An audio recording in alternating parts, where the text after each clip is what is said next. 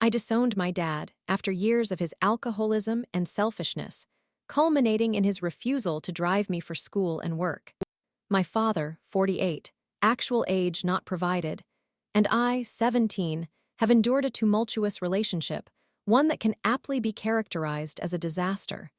Our significant problems began when my parents divorced, when I was around 6 to 8 years old. The tension between us has escalated in recent years and has only worsened. To provide some context about my father, he has resided in the same house since my birth, situated in a remote area on a hillside. This detail is relevant later. It is approximately a 15-minute drive from my mother's residence and just over half an hour from my school and other locations I frequent. He runs a small business from home, which means he does not have set work hours. Currently, there is only one public transport option available in his town, a bus that operates just 3 times a day. Again, relevant information. This leaves me with limited options for getting to school, work, social events, etc., when he is unable to drive me. The first of many issues relates to the location. I recognize he cannot relocate simply to benefit me, and I understand that would be an extreme measure. However, it consistently becomes a problem. Numerous times, when I have planned to be somewhere or am required to be at a specific location, like school or work, which he is aware of well in advance, he has declined to drive me for one of 3 reasons. 1. He has consumed too much alcohol to drive safely. 2. He is busy working. 3. An argument or disagreement has occurred between us prior to the request. I appreciate the importance of his work as it is essential for providing shelter. On the flip side, his alcohol consumption is a significant factor affecting my ability to reach my destinations. To put it bluntly, he struggles with alcoholism, regardless of whether he acknowledges it. To illustrate, the kitchen is cluttered with an ever-growing stack of beer bottles that nearly overtakes the countertop, and this is only cleared out approximately once a week. Another concern involves how he reacts following our conflicts. If an argument occurs, he will categorically refuse to take me to previously agreed-upon commitments, including necessities such as school and work. This situation leaves me stranded in an isolated location with no means to get where I need to go, often forcing me to ask my grandparents for rides, which is not feasible as they are aging and should not bear that responsibility. When transportation becomes an issue, I have opted to stay at my mother's location, which is within walking distance of everything I need, including far more reliable public transport. Nevertheless, having to do this more frequently has prompted him to express discontent, stating that he dislikes how little time I spend at his house. My only alternative to deal with his unreliability is now gone. Throughout my life, my father has been very clear that if he does not get his way, no one else can either. This behavior is not only directed at me. My mother, from whom he has been divorced for years, has also had to endure the same treatment.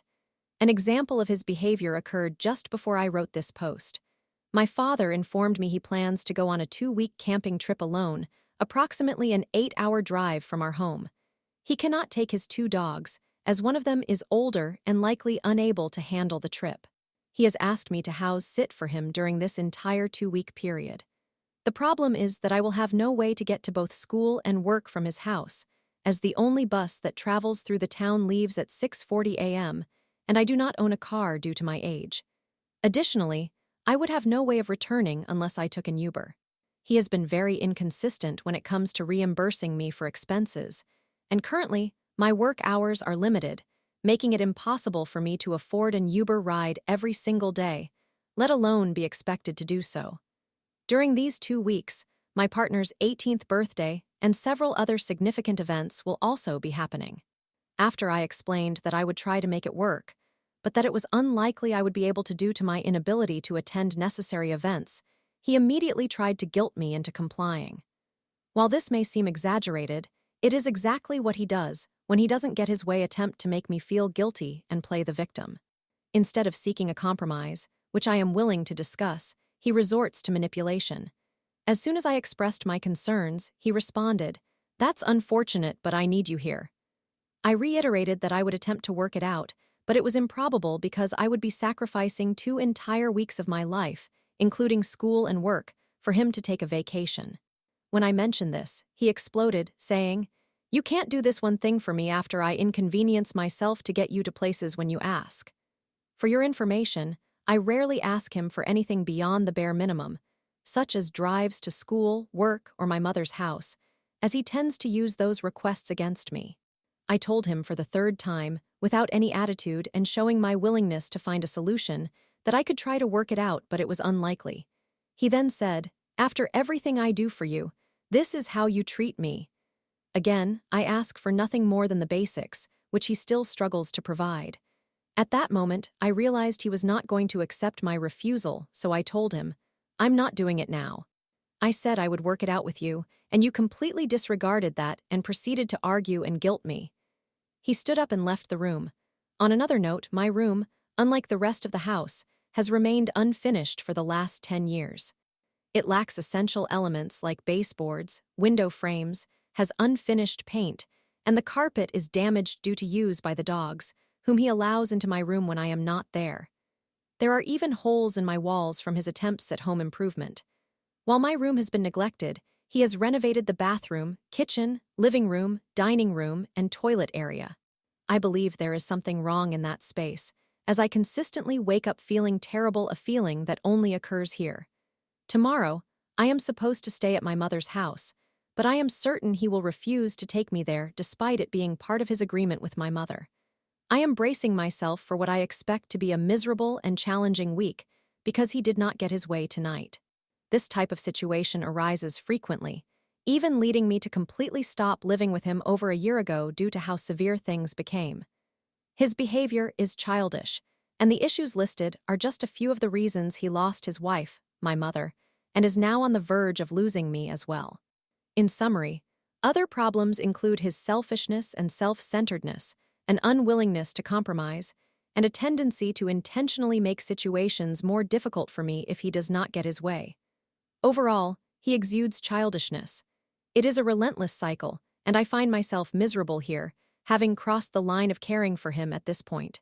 Currently, I am discussing the possibility of staying with my mother full-time, as I can no longer tolerate this situation. I am seeking a second opinion and some advice. Am I the antagonist in this situation? Story 2. 32M struggling to understand why my husband, 33M, ended our relationship. Feeling conflicted, heartbroken, and uncertain. Background: I am a male in my 30s who has recently experienced a painful breakup, and I am finding it difficult to comprehend what went wrong. My partner and I were together for 8 years, and during that time, we built a life that included shared finances, responsibilities, and future aspirations. On the surface, everything appeared to be going well, and I genuinely believed that we had a future together. Nevertheless, towards the conclusion of our relationship, he seemed to become emotionally detached. He increasingly exhibited coldness, dismissiveness, and, at times, unkindness. Despite this behavior, I persisted in attempting to make things work, convinced that if I could just improve or change, things would get better. I now recognize that I was likely caught in a codependent dynamic, and I have recently come to understand that my attachment style, which is anxious, contributed to the challenges we faced. What happened? Approximately 6 months ago, he informed me that he was falling out of love with me, and we attempted to reconcile. Our situation grew complicated when my grandmother was admitted to hospice and subsequently passed away. Following her death, it appeared as if everything returned to normal between us, and he was once again loving and affectionate. However, there was a period last year when his behavior fluctuated dramatically. Eventually, he abruptly decided to end our relationship. This occurred after we had enjoyed a wonderful vacation in Mexico, during which he expressed that I was the love of his life, the complete package, and so on. He even shared a post on Instagram featuring me in more than half of the photos and continued texting me as if everything were fine. A week later, he contacted me unexpectedly, stating that he needed to talk to me in person. It felt as though my entire world was collapsing. He confessed that he had been conflicted for a long time and that his instincts urged him to end things. He claimed he had consistently suppressed his own needs beneath mine and that his departure was his way of finally putting himself first. He placed considerable blame on me for the dissolution of our relationship. Immediately after announcing his decision to leave, he treated me as if I were a stranger, His messages became terse and cold, and he insisted on having space while I was left with numerous questions. He wouldn't engage in a lengthy conversation over the phone and stressed the need for more space, which I honored. 3 years ago, we relocated from California to Washington, a place he had long wished to call home. His behavior became increasingly irrational and impulsive over the past year, leading him to make decisions that seemed to completely disregard our shared life, such as signing a new lease only to insist we break it after just 4 months because he chose to leave me. He also appeared to engage in what seemed like an emotional affair and repeatedly disrespected me, making hurtful comments about both my appearance and character. My issues. I struggled with emotional regulation and possessed an anxious attachment style. Prior to receiving medication, I experienced 2 mental breaks, but I have been stable for the past 5 years. He often held those troubling moments over me, saying that any time I exhibited emotion, he felt threatened and wanted to avoid that feeling. He claimed to have given me a second chance, but saw my previous patterns resurfacing, concluding that nothing would change. I was not even conscious that I had been granted a second chance. I consistently endeavored to be the best partner I could be, and frequently found myself apologizing for things that were not entirely my fault. He criticized my emotional responses, stating that I was overwhelming, which led me to constantly question myself. I felt isolated and unimportant, as if my needs and feelings held no significance to him. I find myself wondering if he is mentally unstable. He asked if a friend could come to visit for a few days to ski together. I expressed that we were in the midst of a separation, and he wanted his friend to come over for skiing. He acknowledged that it likely was not the right time. Why I am struggling. Now, I am left feeling conflicted. A part of me recognizes that he was likely unhappy and grappling with his own issues, yet I cannot comprehend how he could inflict this pain upon me after everything we shared. He once was loving and affectionate, and I believed we were in this together. Currently, I feel abandoned and rejected, and I am left questioning if I did something to cause this. I also feel guilty due to my attachment style. I have come to understand that I possess an anxious attachment style, while he leans toward avoidant, which led to much of the conflict within our relationship. I sometimes contemplate whether things might have turned out differently had I been more secure in my attachment. Additionally, I have been navigating the grief of losing someone I thought I would spend my life with. The bigger picture. I have come to recognize that he may have been emotionally unavailable and harbored his own issues, such as a possible personality disorder. Nevertheless, I am struggling to release the notion that I could have done more or been better. I wish to heal and move forward, yet I still feel trapped.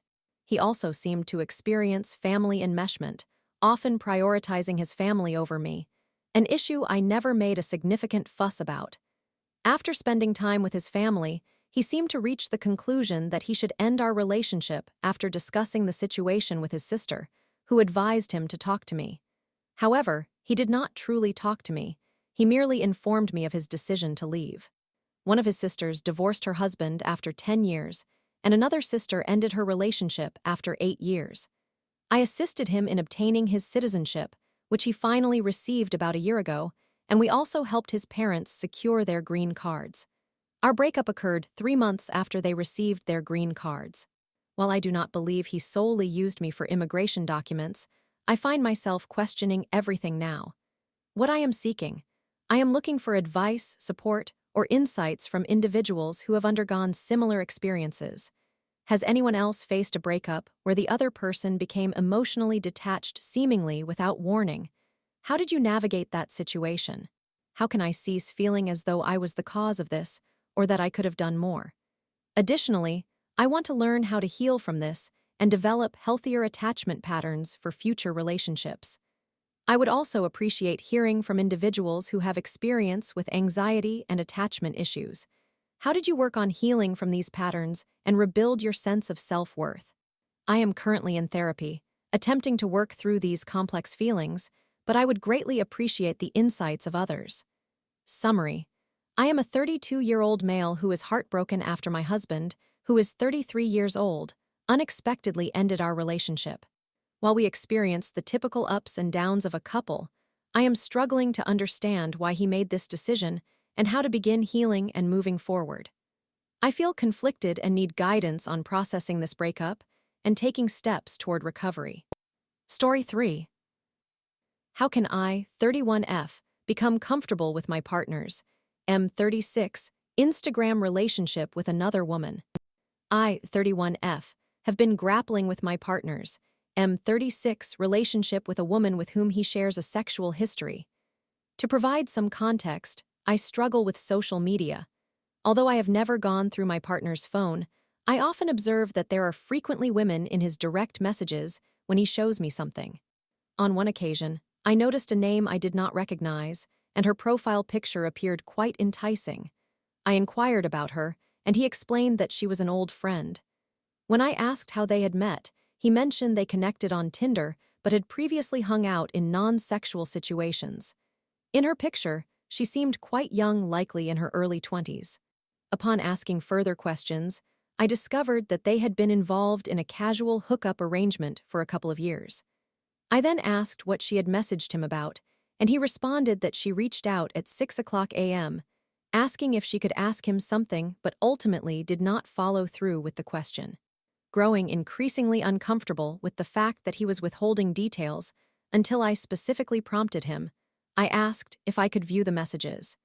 He was quite evasive with his phone, holding it up in a way that clearly indicated he was hiding something above those messages. I noticed that he was trying to conceal something by the manner in which he held his phone, and he told me I would not like what I found there. Allegedly, right after we became exclusive, she informed him that she would be in town and asked if he wanted to meet. He initially agreed, and they began to arrange a time to get together.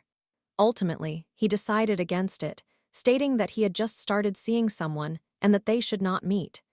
A few days later, I could not shake the feeling that he was lying about the messages he had concealed, so I asked to see them. He claimed he deleted them because they made him feel uncomfortable. We had a significant argument about this. I was upset that it had taken him so long to be honest about her, and I was also distressed that this woman, with whom he almost cheated on me, was still reaching out to him.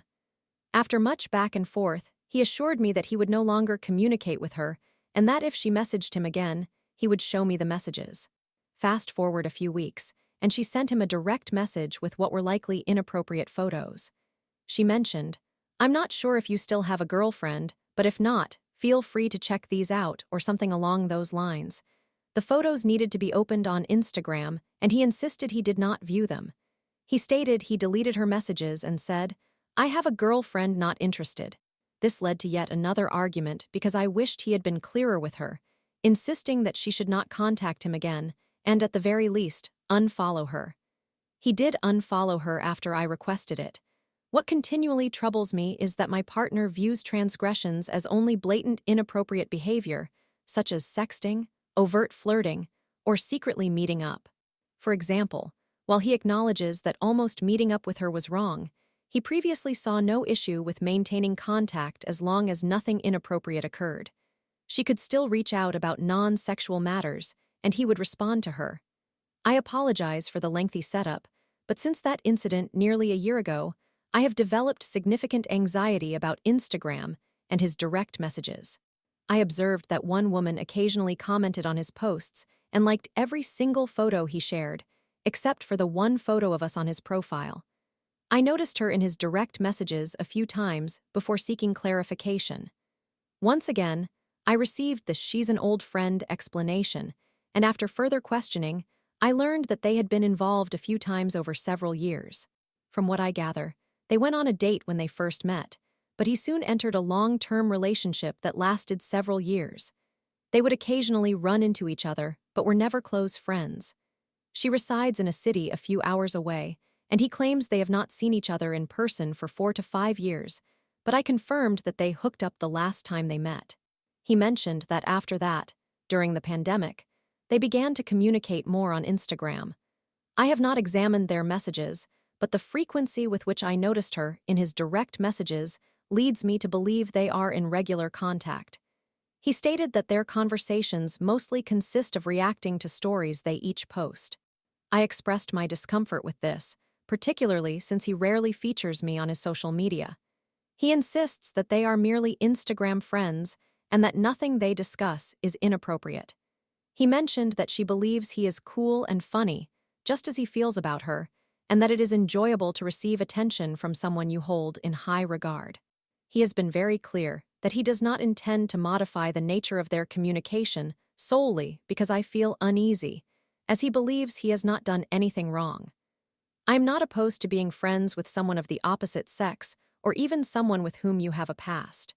For what it's worth, my partner maintains relationships with other people from his past, and for some reason, the nature of those relationships does not bother me.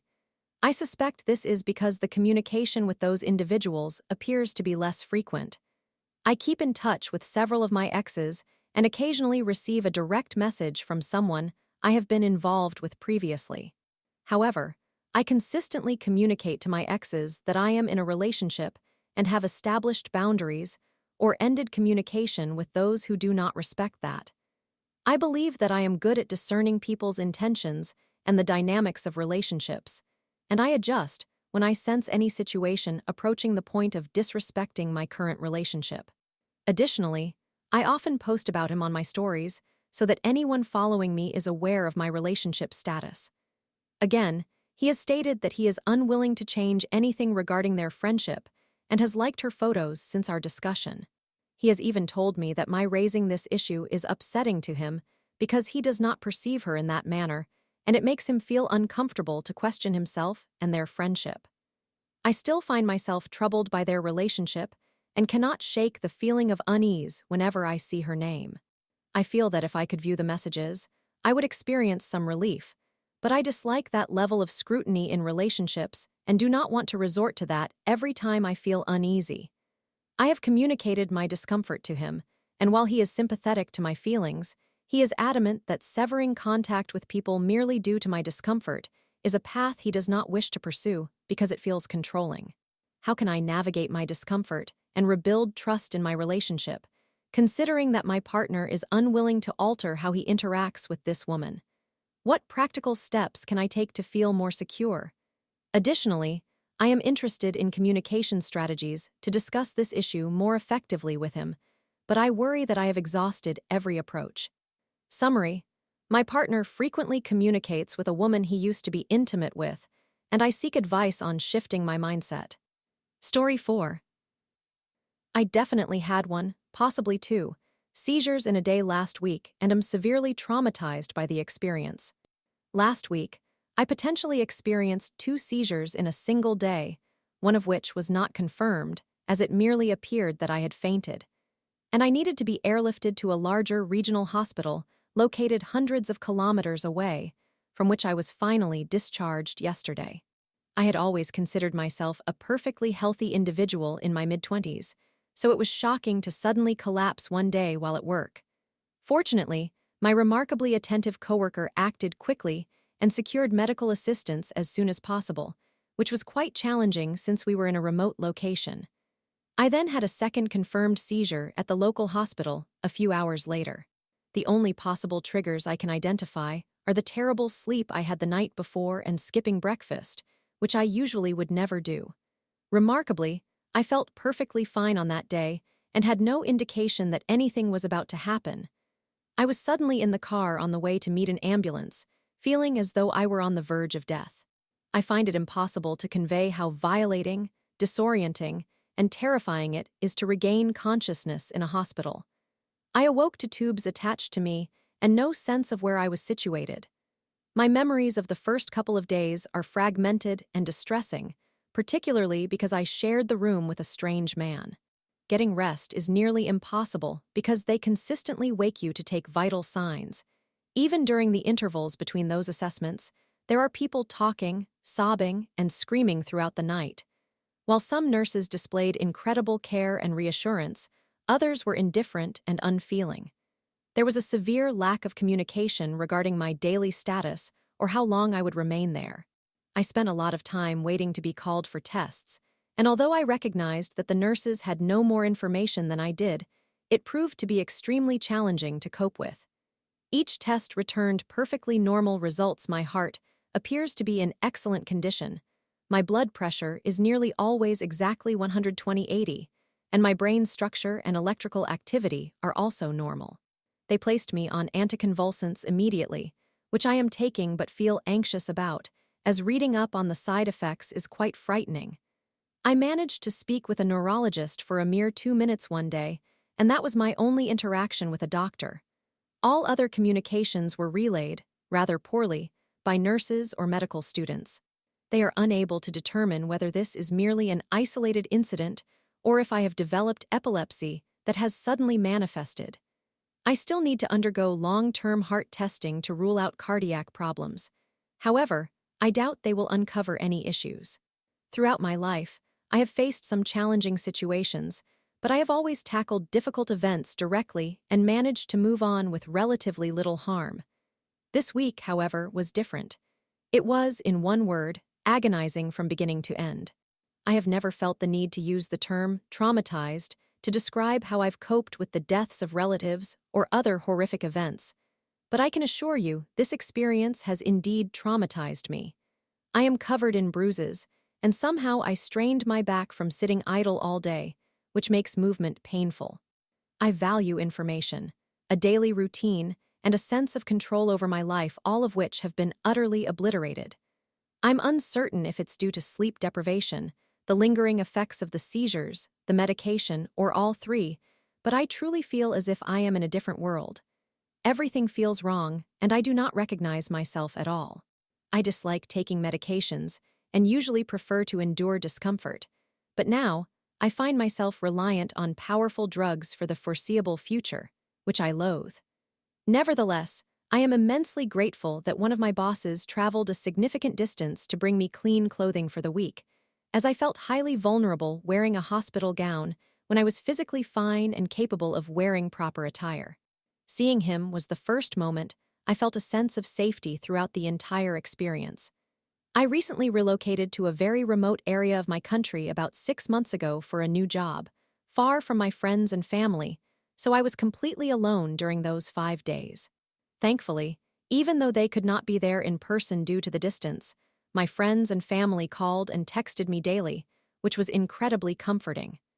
My bosses, coworkers, and the broader organization have also shown tremendous support, consistently reassuring me that they will assist me during this process.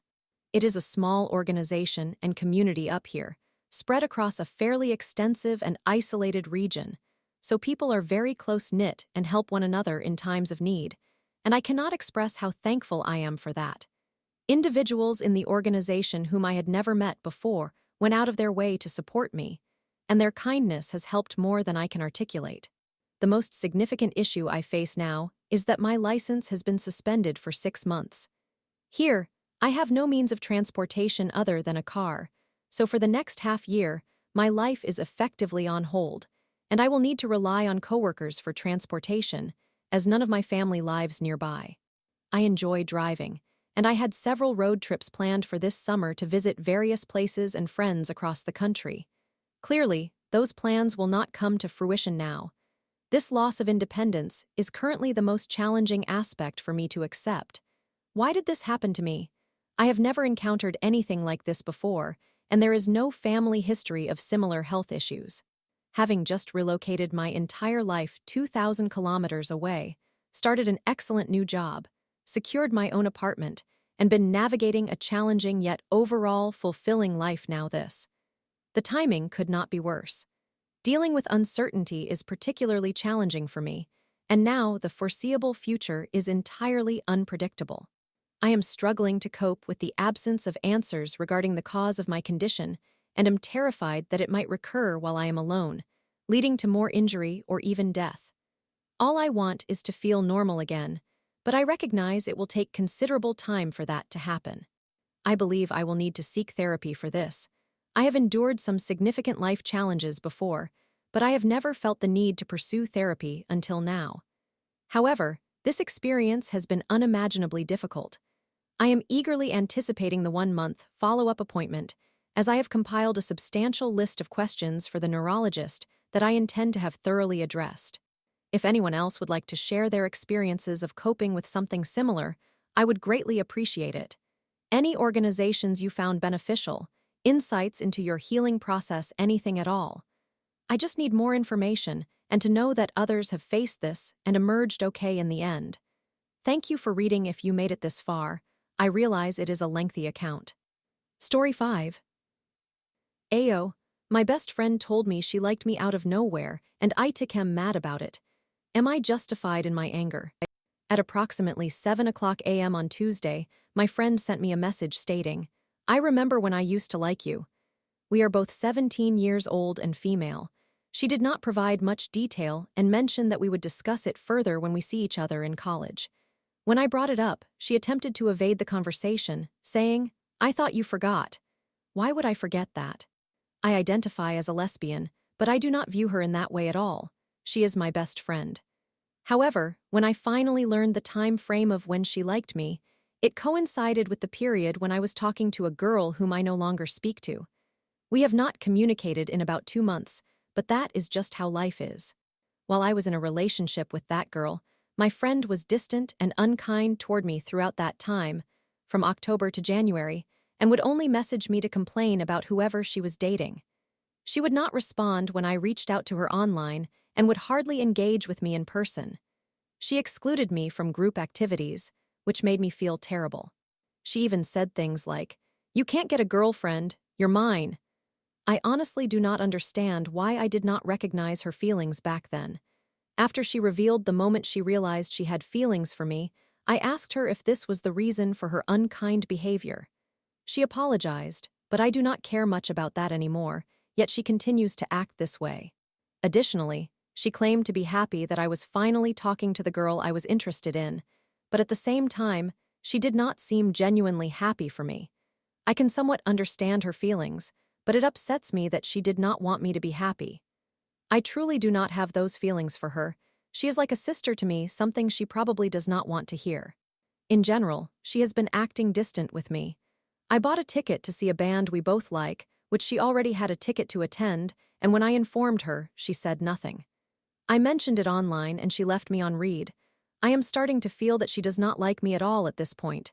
Then, she tells me she once liked me.